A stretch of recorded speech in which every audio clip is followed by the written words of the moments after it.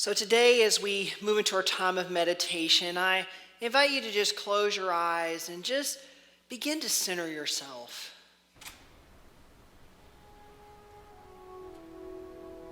Just begin to breathe.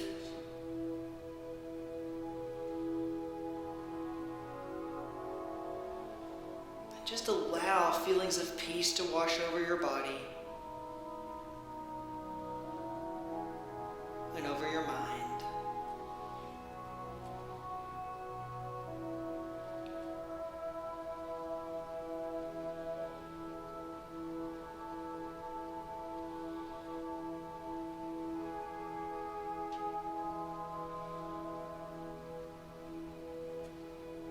I ask you now to think of the word of peace.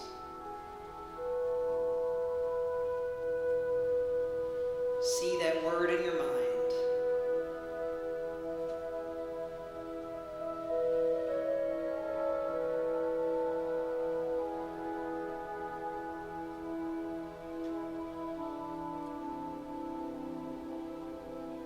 Feel those feelings of peace.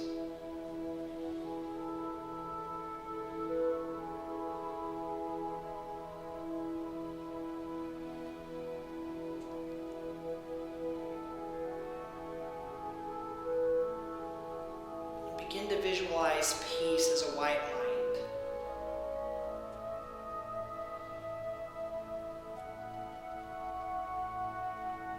A white light that is currently within you.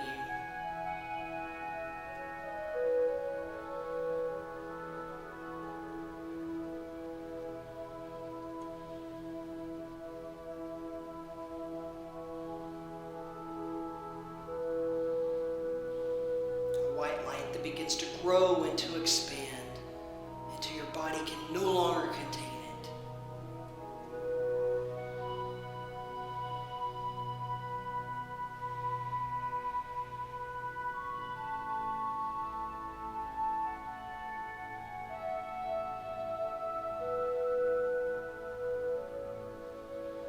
It begins to radiate from your body and begins to fill the room, bursting from the room and beginning to feel everything within any close proximity to you.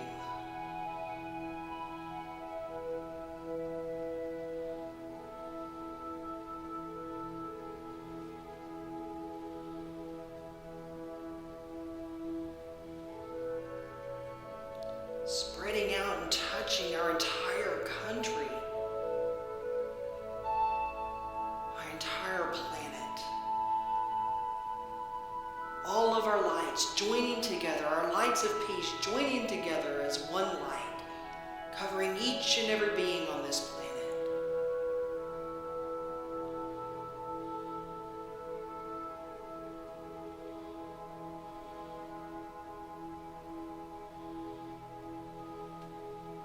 There is nothing but peace. We see nothing but peace. We feel nothing but peace.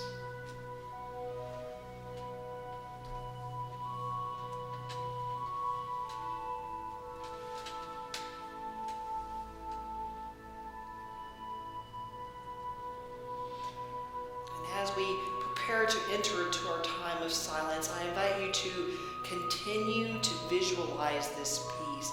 Continue to hold these feelings of peace, sending them out into everything and every being on this planet. This peace that we need now, this peace that you are right now, as we enter into our moment of silence.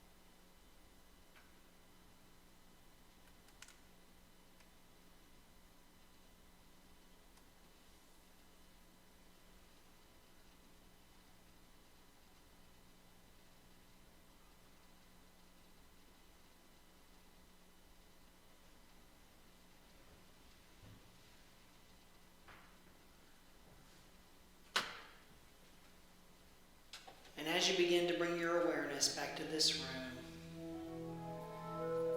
back to this time and this place, we take this peace with us, this peace that is a part of us, this peace that we are, and we hold it. We hold it for ourselves. We hold it for our friends and our family and our neighbors.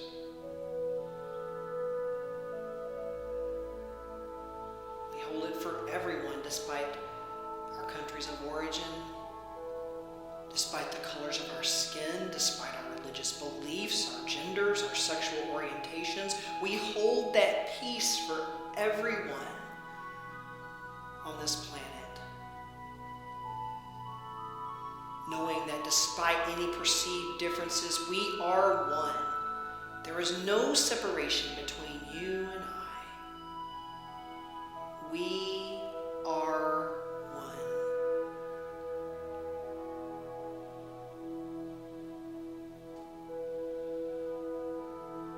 And we just connect with the breath, and we allow the breath to flow naturally, connecting us to the divine presence that we are.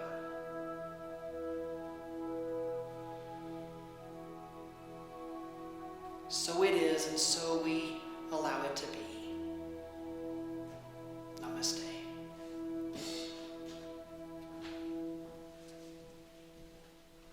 And please join us as we sing together our new Lord's Prayer. Thank you, Pete, and thank you, Steve. I like the White Stone song, Pete. Yeah, I like the White Stone song, especially with the handpan. It adds a little bit of extra flavor to it there. So thanks, Pete. All right, so how to start this White Stone Sunday? You know, this has just been, last week was just an interesting week, wasn't it? I mean, we just, anybody with a television or internet, you likely kept up with happenings as they were going on in our country, minute by minute.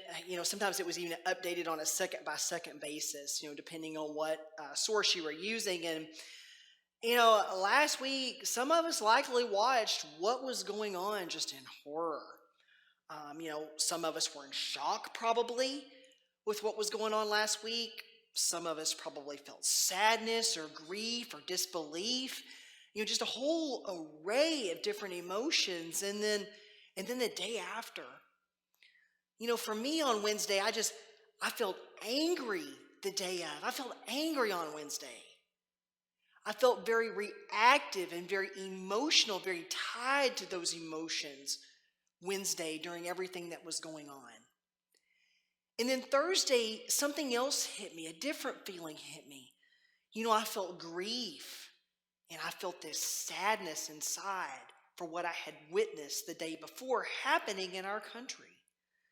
And I felt disbelief, and I thought to myself, how could this be happening in America? How could this be happening in a country that I grew up in?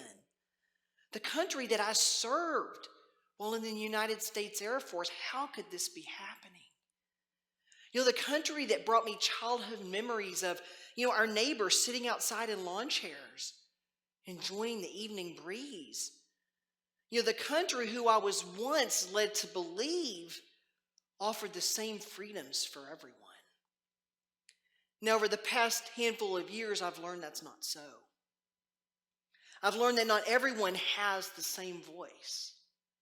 Not everybody has those same freedoms or those same opportunities that I was once led to believe. They may have been hidden, some better than others. But there have been those things such as white supremacy, misogyny, hate even, toward anyone that has a perceived difference. In the past few years have shown us that these things that some of us thought didn't exist or were buried under this, or, were on their way out, these past few years have showed us that they're still very much alive in this country. And they've been festering underneath the surface, and they've just been waiting for their moment to rise to the top. And boy, have they risen, right? They have risen. They've erupted. Why? Why has this happened? Because it's something that must be dealt with. We can't sweep those things under the rug any longer. It's no longer acceptable. It's no longer an option. We can no longer pretend that some of those things never existed, and we can no longer pretend that they don't still exist. We can no longer pretend that they're not still very much alive, even in forms differently maybe than they were in the past.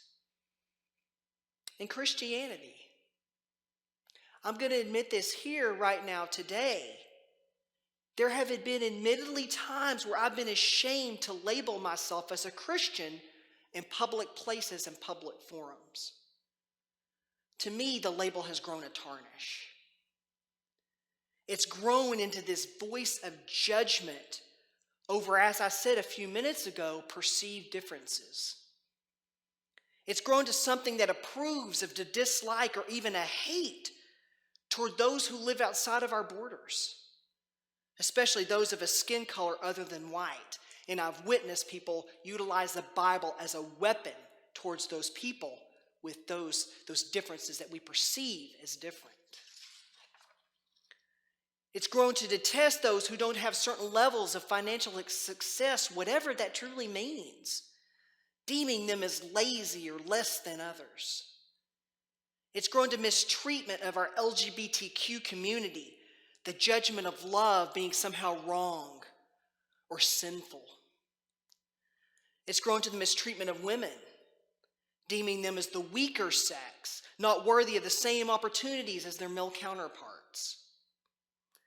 It's grown to the mistreatment of other religions and spiritual beliefs, deeming those as wrong and condemning those who practice these beliefs as people who are less than.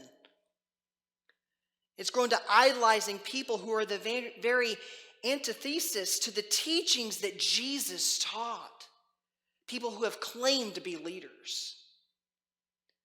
You see, things couldn't continue that way because these are not what it's all about. It's not what Christianity is about, and it's not what God is about, and it's not what Jesus taught. I've seen enough of the mistreatment of those I mentioned and others that I haven't mentioned here today. I've had enough of the tarnishment of Christianity and of love and of God. And I intend to reclaim it. I intend to help bring the teachings of Jesus back into our society. Michael Gerson, a columnist for the Washington Post, wrote last week, "The collapse of one disastrous form of Christian social engagement shouldn't be an opportunity for the emergence of a more faithful one. And here there are plenty of potent, hopeful Christian principles lying around unused. A consistent and comprehensive concern for the weak and vulnerable in our society, including the poor, immigrants, and refugees. A passion for racial reconciliation and criminal justice reform, rooted in the non-negotiable demands of human dignity. A deep commitment to public and global health, reflecting the priorities of Christ's healing ministry. An embrace of political civility as a civilizing norm. A commitment to the liberty of other people's religions, not just our own. An insistence on public honesty and belief in the transforming power of unarmed truth." So at the beginning of this pandemic, I mentioned something. I fully believe that we're here for a specific purpose. I fully believe we chose to be here for this specific purpose. I think we saw the end result on a spiritual level. I think we saw it and we saw that it was good. And I think we chose to be here. I think we said, you know what? That is where I want to be. That is where I need to be. I want to be a part of that. And here we are. Here we are to do our work and to be a part of that, a part of this. Just like I said a moment ago, things can't continue to go the way they have been going. Just look at what happened last week. You can only put so much pressure on a 2x4 before it splits in half. This is that breaking moment. This is that moment where it splits in half. We've got to be warriors of our teachings. You know, unity is a Christian-based teaching. We have to be warriors of those Christian-based teachings. We've got to practice them, and we've got to set the examples of those teachings to take out into the world. We've got to practice and show what Christianity is really all about. It's not about that hate. It's about love and acceptance and oneness, just like Jesus taught. All it takes is one of us in any given situation. One of us to start that change, and one of us to ignite that fire that spreads.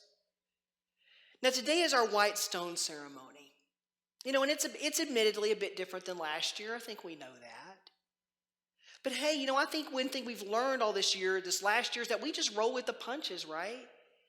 And we stay open for change, for things to be done in a different way, and to realize that those differences don't necessarily lessen the effectiveness. Now, for those of you who are new to the White Stone Ceremony, it's an annual ceremony where we set our intentions, or, you know, it's kind of similar to a New Year's resolution for the new year. It's rather than focusing on what we will do, we focus on what we are called to be in order to birth the emerging vision of our higher essence, to be a part of that change that we came here to be, that we came here for. Now, Revelation 2:17 says, "Let anyone who has an ear listen to what the Spirit is saying to the churches.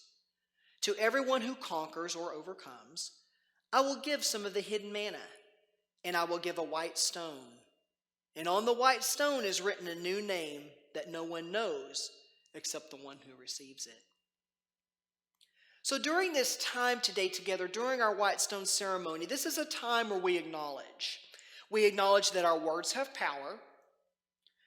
We acknowledge what we call ourselves adds to the meaning of our lives. And today we set an intention, and we do that because it's like creating a pathway for our hearts and our minds to follow. So one of the ways in which we do this is that we move into a period of meditation. And when we do that, we connect to that God presence that's within. We connect and we listen. What are we being called to do? What are we being called to do in this new year of 2021? Who are we being called to be? Some call it a new name. Some call it proclaiming who we are in spirit. Which you choose and how you choose it is completely up to you, because only you know what the God within is telling you. Only you know what that God within is saying to you. Remember, on the white stone is written a new name that no one knows except the one who receives it. It's your own. It's your own personal moment. So I ask you today, what is it that you want to be as we move into this period of change? What is it that you are being called upon to do during this moment of change? The moment where we move into this new state of consciousness, this new shift, since things can't continue the way they have been continuing. So in a bit, we're going to enter into a moment of meditation. And during that time, I invite you to connect and to be still and to listen. And it's okay if nothing comes to you today. It may come to you tomorrow, or it may come to you in another time altogether. That's okay. Just set the intention to be open and to listen. So if you received one of the holiday service kits, you should have within a white stone. And it's a little square that looks like this. So if you've got your kits with you, go ahead and pull that white stone out now. If you didn't get a kit, that's okay. You can use a piece of paper right now. You can use a stone from your garden. It doesn't matter. The thing that matters is the intention. So go ahead and pull that out. And what we're going to do, we're going to meditate we're going to enter into a meditation for about 10 minutes, and Pete's going to play music and do some singing for us. Really go within during this 10 minutes. Take that time to really connect to the God within and listen to what it's saying to you. What's it showing you? What do you see all around you? What keeps coming back to you? Because that's what Spirit is saying. That's where Spirit is guiding you. That's what Spirit is perhaps asking you to be. So think about that during these 10 minutes and just allow yourself to relax and just allow whatever comes to come. So I invite you now to just please close your eyes and just begin to center yourselves as we now enter into that moment of quiet meditation.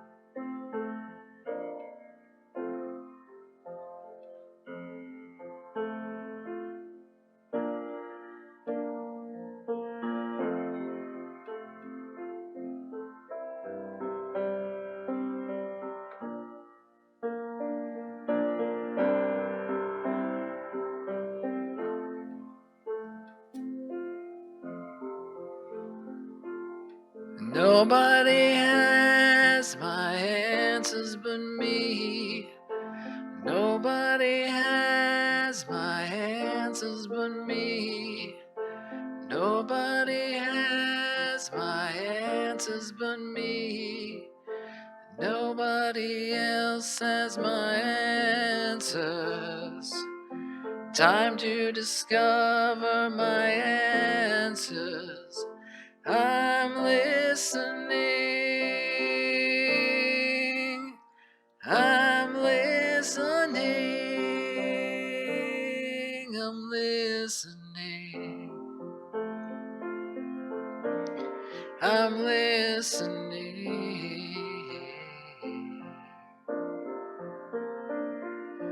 Nobody has my answers but me. Nobody has my answers but me. Nobody has my answers but me. Nobody else has my answers. Time to discover my answers. I'm listening. I'm listening. I'm listening. I'm listening. I'm listening. I'm listening. I'm listening, yeah. I'm listening.